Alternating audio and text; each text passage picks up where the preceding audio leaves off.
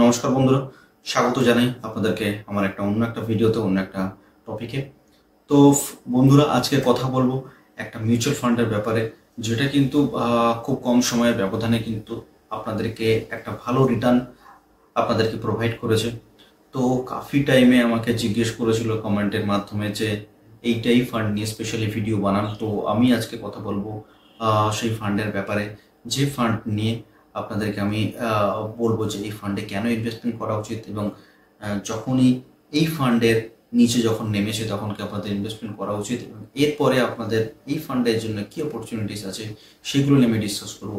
তো চ্যানেলে যারা নতুন তাদের রিকোয়েস্ট করবো চ্যানেলটা সাবস্ক্রাইব করবেন, নোটিফিকেশন আইকনটা অবশ্যই প্রেস করবেন, তাহলে মিউচুয়াল ফান্ড রিলেটেড ইনফরমেশন এবং savings related, stock market related, insurance related information আপনি আমার একই চ্যানেলে কিন্তু পেতে থাকবেন। আর আমি জেনুইন অথেন্টিকলি আপনাদেরকে আমি বলবো যে জিনিসটা আপনাদের জন্য কাজে দেবে। আর ইনভেস্ট করা না করা সম্পূর্ণ আপনার উপর বর্তে।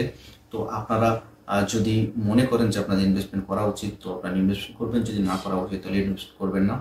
আর আপনারা অবশ্যই আপনার ফিনান্সিয়াল অ্যাডভাইজার যিনি আছেন তার সাথে কথা বলে ইনভেস্টমেন্ট করবেন। আমি ভিডিওটা জাস্ট এডুকেশনাল পারপাসের জন্য আপনাদেরকে আমি ইনফরমেশন শেয়ার করছি। তো শুরু করা যাক আজকের ভিডিও। তো ফ্রেন্ডস, 6 দিন আগে একজন জানতে চেয়েছিল, মিস্টার সামন্ত, উনি জানতে চেয়েছিলেন যে আদিত্য বিড়লা সান লাইফ পিএসসি ইকুইটি ফান্ড কেমন হবে।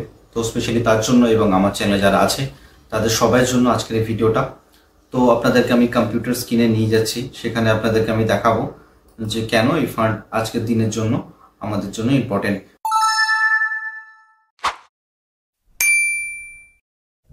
এই ফান্ড কিন্তু খুব কম সময়ের ব্যবধানে আপনাদেরকে একটা ভালো রিটার্ন দিয়ে গেছেন।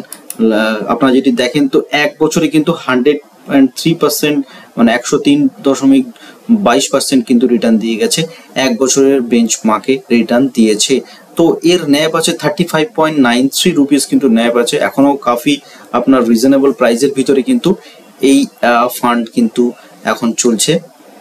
আর এর ফান্ড সাইজ হচ্ছে কি এখন আছে 3,329 কোটি টাকা এর ফান্ড সাইজ আছে। তো ওভারঅল আমি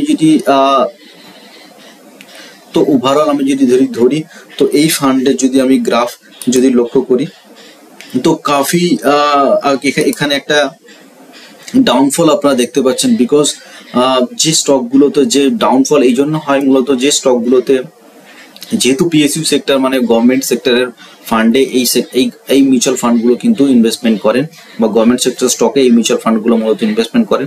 তো অনেকে কি হয়, একটা প্রফিট বুকিং করে। So that's the result, the profit booking এর একটা রেজাল্ট। অনেকে মিউচুয়াল ফান্ড থেকেও টাকা বের করে, এটাও একটা প্রফিট বুকিং এর একটা রেজাল্ট। তো এই প্রফিট বুকিংটা হয়েছে বলে মার্কেট আপনি ডাউনে পেয়েছেন। তো সামও কিছু সময় পিএসইউ স্টকগুলো থামা কিছুটা হলেও কিছুটা সময় আপনার কমেছিল, তো সেই জন্য এর ডাউনফল দেখা গেছে। কিন্তু ইন ফিউচারে এর গ্রোথ আপনারা কিন্তু একটা ভালো রকম কিন্তু দেখতে পাবেন। এবার চলে আসি রিটার্ন ক্যালকুলেটারে, যেখানে এখানে আপনাদের যে দেখায় যে আপনি এত টাকা ঢোকালে এই হতো, এমনটা নয়। আমি জাস্ট আপনাদেরকে একটা এক বছরের বেঞ্চমার্ক রেখে আমি আপনাদেরকে দেখাচ্ছি।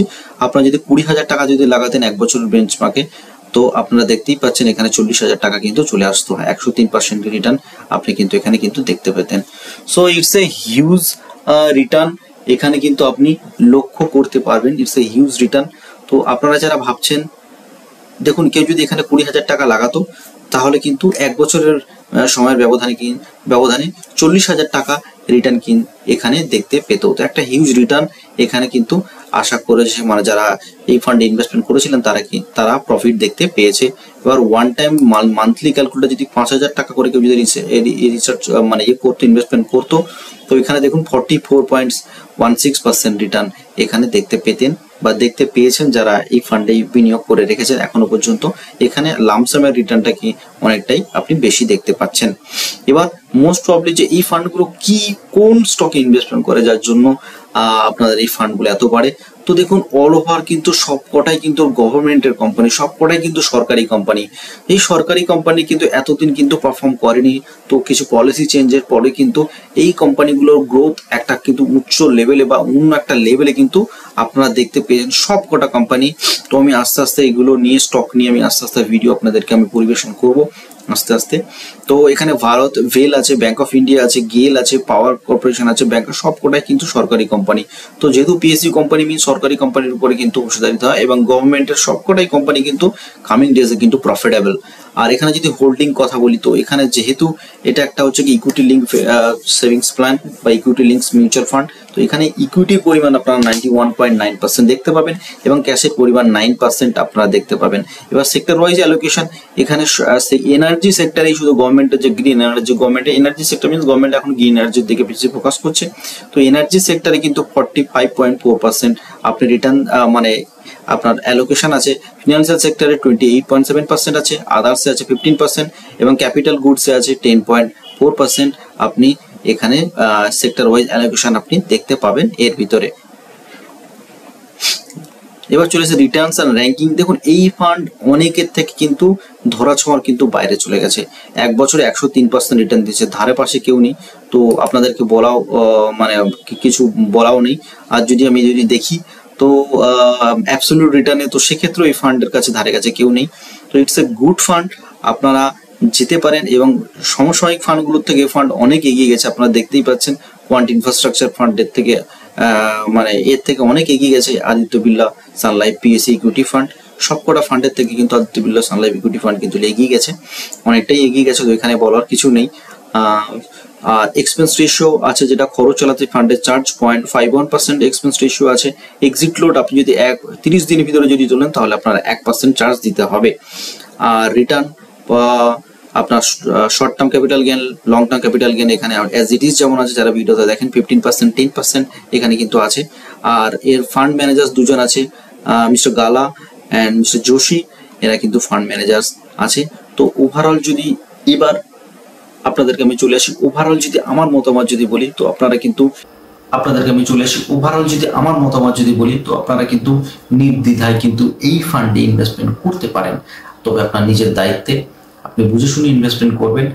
আর আপনার সবচেয়ে মিউচুয়াল ফান্ড ইনভেস্টমেন্ট করার জন্য আপনারা যদি ডাইরেক্ট করেন তাহলে ওয়েল অ্যান্ড গুড। আর যদি আপনার মিউচুয়াল ফান্ড ডিস্ট্রিবিউটারের সাথে যদি যোগাযোগ থাকে তাহলে আপনি সেখানে যোগাযোগ করে বা আপনার এজেন্টের সাথে আপনি কথা বলে মিউচুয়াল ফান্ড করতে পারেন। আর সেকেন্ড কথা, যারা নতুন ইনভেস্টমেন্ট করার কথা ভাবছেন তারা কিন্তু এই ফান্ডে অবশ্যই ইনভেস্টমেন্ট করতে পারেন। If it is lump some, if it is SIP, যে কোনো মোডে আপনি ইনভেস্টমেন্ট করতে পারেন। আর সেকেন্ড কথা হচ্ছে গিয়ে, যারা যখনই ডাউন পাবেন তখনই আস্তে আস্তে করে যে কোনো হোক, if it is mutual fund, if it is stock market, যে কোনো সেক্টর হোক, যখনই আপনি ডাউন পাবেন তখনই আপনি ইনভেস্টমেন্ট করবেন। আস্তে আস্তে আপনি বিনিয়োগ করা কিন্তু করুন, একসাথে আপনার পুরো টাকা কোনো জায়গায় কিন্তু আপনি লাগাবেন না। রিপিট এখানে একসাথে পুরো টাকা কোনো জায়গায় কিন্তু আপনি লাগাবেন না। যখনই পারবেন আস্তে আস্তে করে কিন্তু বিনিয়োগ করুন, তাহলে আপনার ওভারঅলে কিন্তু একটা কিন্তু ভালো আপনি সুযোগ পাবেন কম দামে কেনার। তো আজকে ভিডিওটা এই পর্যন্ত, দেখা হচ্ছে নেক্সট ভিডিওতে। তো আমার ইউটিউব চ্যানেল দেখতে থাকুন, যারা এখনো লাইক করেননি কাদো নাই একটা লাইক অবশ্যই করে দিয়ে যাবেন, চ্যানেলটা অবশ্যই সাবস্ক্রাইব করবেন। দেখা হচ্ছে নেক্সট ভিডিওতে কিছু ইম্পর্টেন্ট স্টকের ইনফরমেশন নিয়ে আপনাদেরকে আসছি, মানে নিয়ে আপনাদের সাথে কথা বলছি। তো আপনারা দেখতে থাকুন আমার ইউটিউব চ্যানেল। আজকের জন্য নমস্কার, বাই বাই, ভালো থাকবেন। এবং পয়লা বৈশাখ আসছে, সবাইকে পয়লা বৈশাখের আন্তরিক শুভেচ্ছা ও ভালোবাসা জানাই। নতুন বছরে আপনাদের ভালো কাটুক, আপনারা সুস্থ থাকুন, আর আপনারা আরো বেশি করে আপনাদের সেভিংস বাড়ান, সেভিংস করুন, আর আমার ইউটিউব চ্যানেল দেখতে থাকুন। ভালো থাকুন।